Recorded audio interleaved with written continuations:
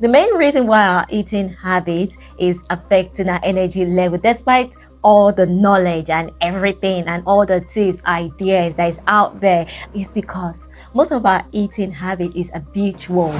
We have been trained, we have been conditioned, we have wired our mind to eat in a certain way. A lot of us would wake up early in the morning, whether we are hungry or not. We feed the body on cereal. There are a lot of grown women still eating cereal, even though they go and take the healthiest version of cereal. And now it's no more cereal, it's now granola. Eating granola early in the morning, especially when you have not worked out. I personally would not train or ask anyone to eat granola first thing first in the morning, especially if you've not worked out. Sis, first thing in the morning. So ensure that your energy level is sustainable. The first thing you want to prioritize and have is protein and fat.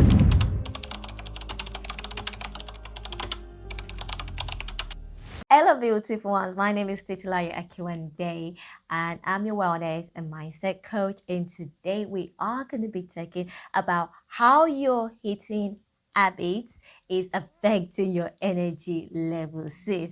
I know that this is like common and we are already used to, this kind of not a lecture, but this kind of like tips video that we get. But sis, let's be real, yeah?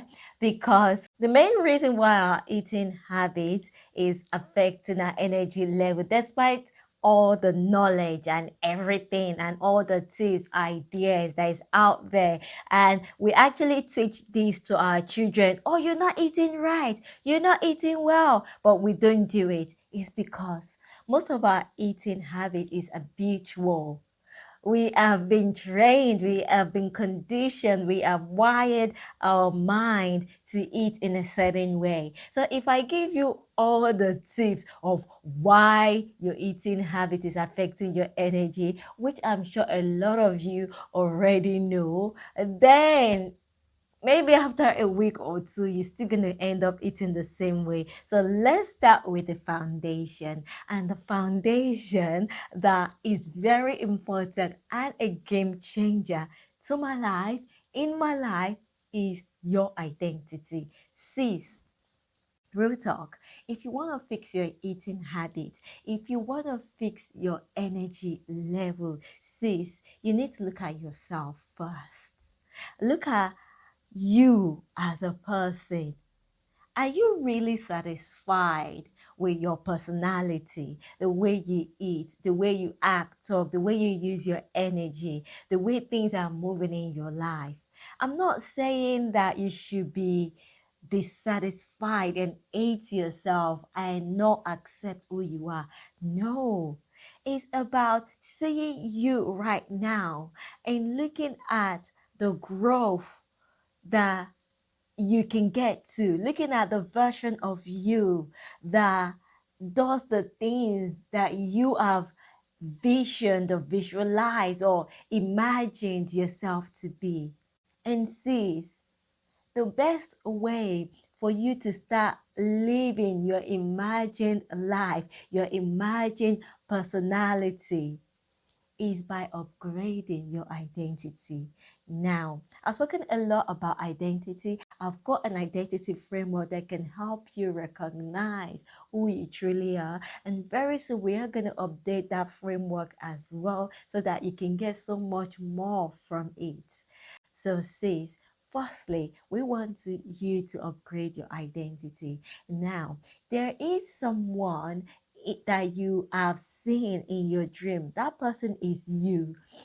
Anytime you want to eat, anytime you want to like do some work, you have this imagined version of you eating in a certain way, looking a certain way, being a certain way, using our energy in a certain way. And you feel like, oh, that version of me looks so cool, man.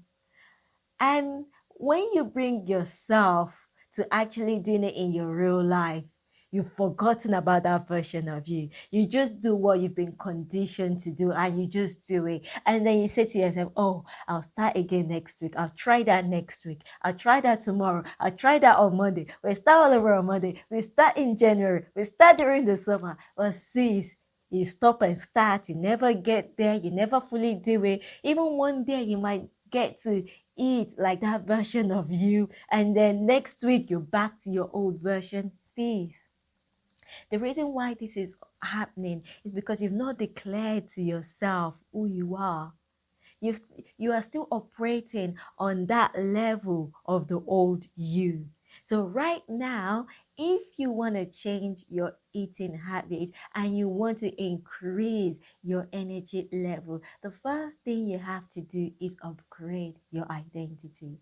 Just before we continue with the video, I want to use the special moment to invite you to the Life Reset Workshop. It is a 2-day live sessions, an hour each, where you can start choosing the life that you truly want to live and start being that woman that you've always seen in your dream.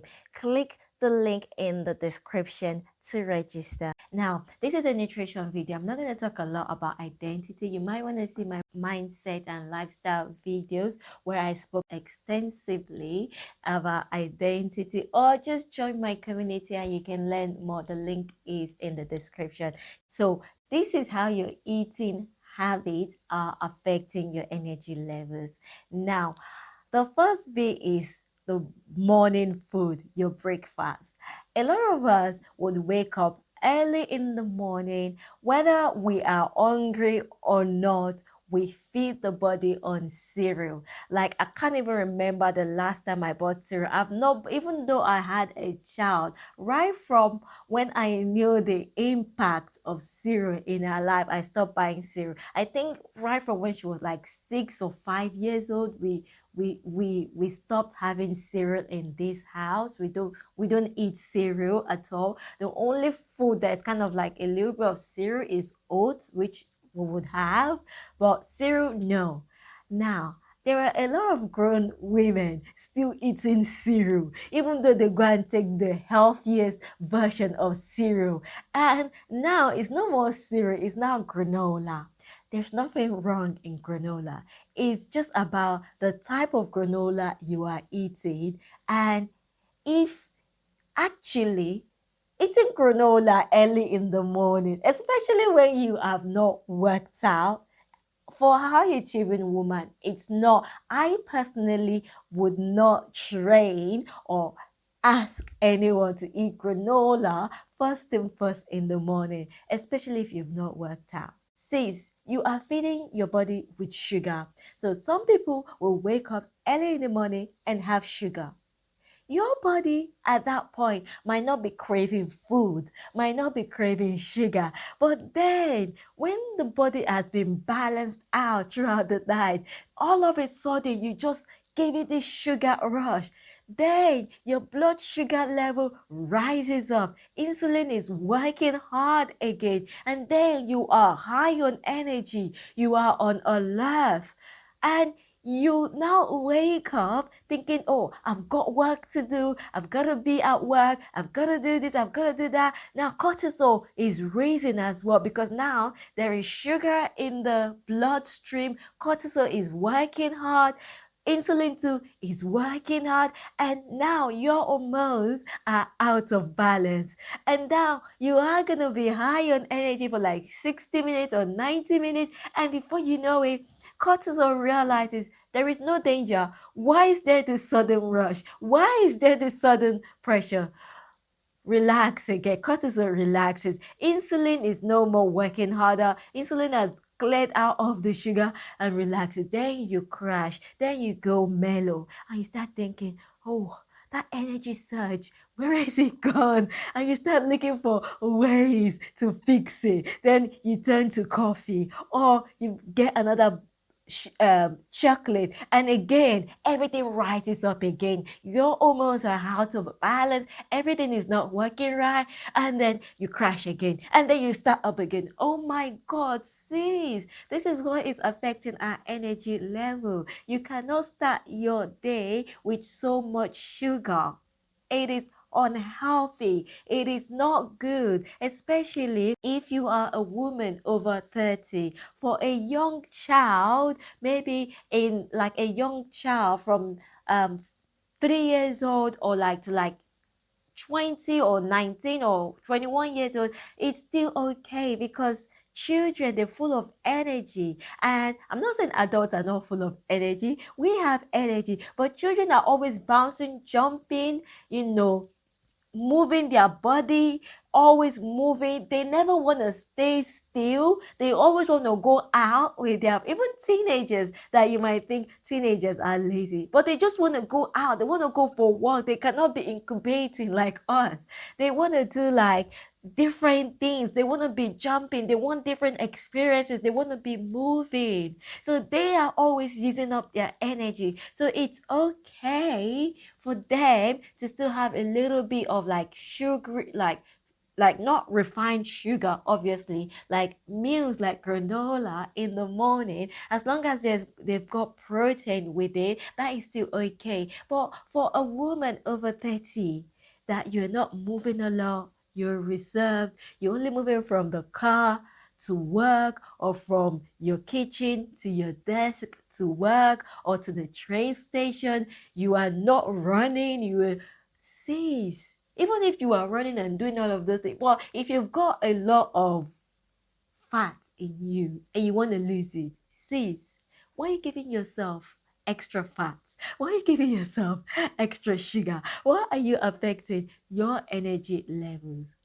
This is the one of the main reasons why our energy levels is affected. So swiftly, because I've said granola is not so good in the morning, especially if you're a woman over 30, the best option if you still want to have granola, because I'm not saying 100% take out granola. Best option if you still want to have granola is to make sure you have sufficient amount of protein first. And your granola should not be more than a handful. It should be no more than the serving portion listed on the packet. And also, you want to get a granola that doesn't have added sugar. You want to read through the ingredient. If you see sugar, put it down. If you see molasses, put it down. It is not healthy. Go and make your own granola at home that's got no sugar in it. Okay? So moving away, sis. First thing in the morning to ensure that your energy level is sustainable, the first thing you want to prioritize and have is protein and fat. And if you want to have carbohydrate, then you have carbohydrate that are high in fiber. For example, like oats. So even if oats, I say oats is healthy, it doesn't mean you have too much oats because you're gonna crash, because there's going to be so much carbohydrate in it. Even though it's mixed with fiber, you're still going to crash. It's too much. It's too much food, especially early in the morning, for your body to handle.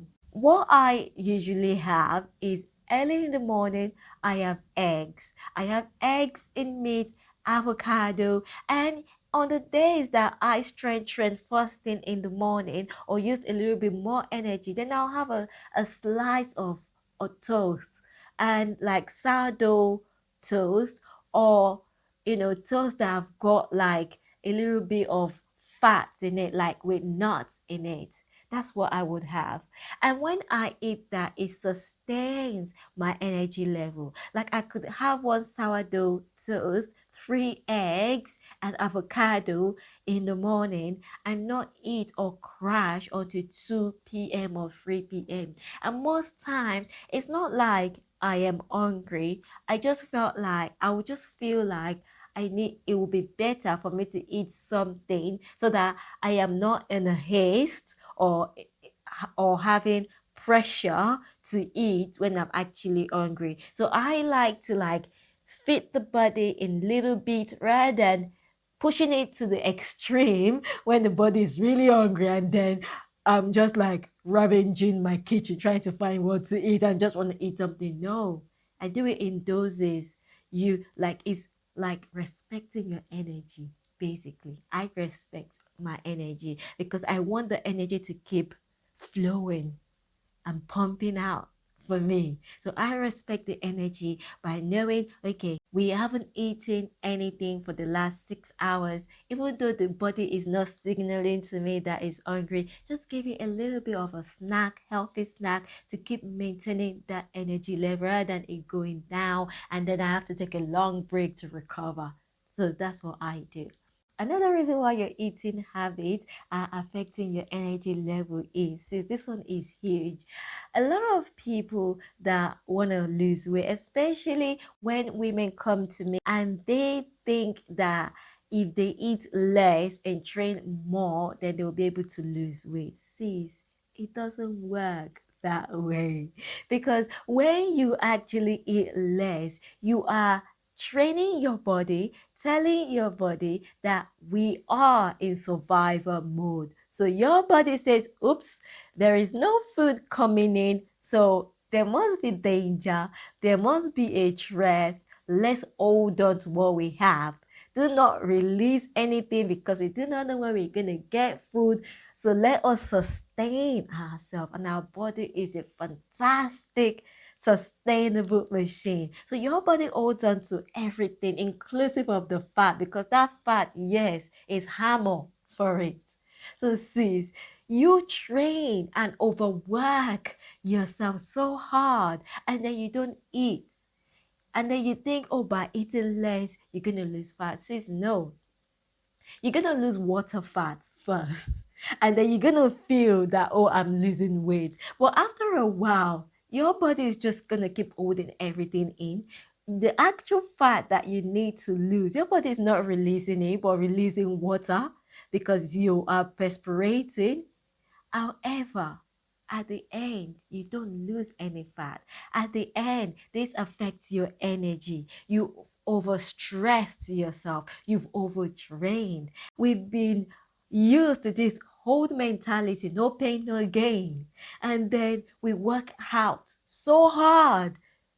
And then we don't eat to help the body recover. That's a double whammy. And then we think, oh, I'll eat at 2 p.m. or I will eat when I get home. Some people might not even work out. Some people might just intentionally fast randomly.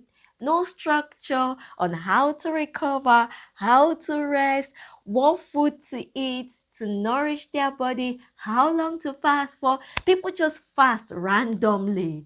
Like week in, week out. One day they will fast, 2 days they will fast. And sis, you're just punishing your body and your energy level is just fluctuating. Your energy level is not stable. It doesn't know how to act or react. Your hormones does not know what to expect. There is no rhythm, there is no structure, there is just in and out. Whenever your feelings are going that way, you just say, okay, I'm going to fast. And sometimes when you're at work, you just feel like, oh, I'm not eating, or because you see Mrs. B, she's skinny, she's looking good, you say, I'm pushing my body, forcing my body to fast.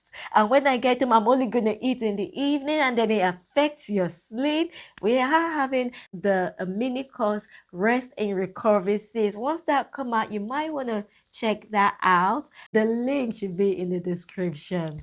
The last thing I want to speak about is dehydration. A lot of people forget to drink water. A lot of people are always saying they are tired. I had a client once who was doing everything right, but she was always tired. And I said to her, do you drink water? She says, oh, I've not thought about it. I know I drink water, but I don't know if I drink enough water. I said, okay, from today, just take a bottle of water, 2 liters water with you anywhere you go. Before you eat, before you start feeling tired, just make it a habit. Set an alarm and just drink water. She said, oh, but I really don't like drinking water like that, like that. And I said, okay, just put a bit of lemon into it, put a fruit into it, just to change the flavor a little bit, and start drinking water. And she said, okay. And guess what? Within 1 week, she came back to me. She said, oh my God, my energy has changed. The way I do things is now different. Like I'm now able to sustain myself during a 4 hour work. Like literally, I even forgot to eat. I know you said I shouldn't forget to eat, but I did not think about food basically, because anytime that I feel tired, I would just think, oh, I need to eat. But because I was drinking water, there was no feeling of I needed to eat. And because of that, my calorie intake, what I've been eating throughout the day, has not reduced. Sis, dehydration is a huge part in our life. A lot of women, a lot of people forget to drink water. You forget that your body is 70% water, and on a daily basis, on a regular basis, your body needs to be replenished. And when that water is low, things are not moving well. You are having brain fog, your mind can't function properly, you're feeling tired, things don't work. The right nutrients are not reaching the right cells. There is traffic in your body, things are just slowing down, and then it affects your energy level. Sis, dehydration is a big issue. And if you live in a very dry country like United Kingdom, and it's always cold, and the water does not balance well with your internal temperature, sis, you can have more teas. Like for me, during the winter, I find it a little bit challenging to drink water. So what I do is I drink a lot of herbal tea, not just loads of green tea, but like flavored herbal tea. Could be like just strawberry tea, just the flavored ones without the sugar. So it's just the normal strawberry tea. I could drink orange tea. I'm just drinking it just for the sake of um of replenishing my body and making me hydrated so that my energy levels are not affected. And another thing that I found recently that helps with digestion and helps you fuller is by adding a little bit of apple cider vinegar to your water. It actually allows you to drink more water when you add apple cider vinegar or a little bit of lemon. That works so well. I have had apple cider vinegar, lemon water in the past. I kind of rotate it sometimes. I go into apple cider vinegar zone, and I'm just drinking it for the whole 3 months. And sometimes I switch to lemon, and sometimes I just have apple tea. I switch. There are seasons for it. But all of these allows me to drink more water without having more sugar, without having more calories or more unhealthy drinks that my body doesn't need. And sis, before we go, juices, sodas are not the right drinks for you. They are filled with sugar that your body does not need, and that is not really like water. So, and even coffee as well, having too many cups of coffee, the effect of it, it's not good for the body. It also allows the body to be dependent on external stimulant to increase your energy level. And you want your energy level to be increased naturally, to be activated naturally, and not by coffee or sodas. Anyway, I'm gonna stop here. It's your girl, Titilayo. Have a good day. See you in my next video.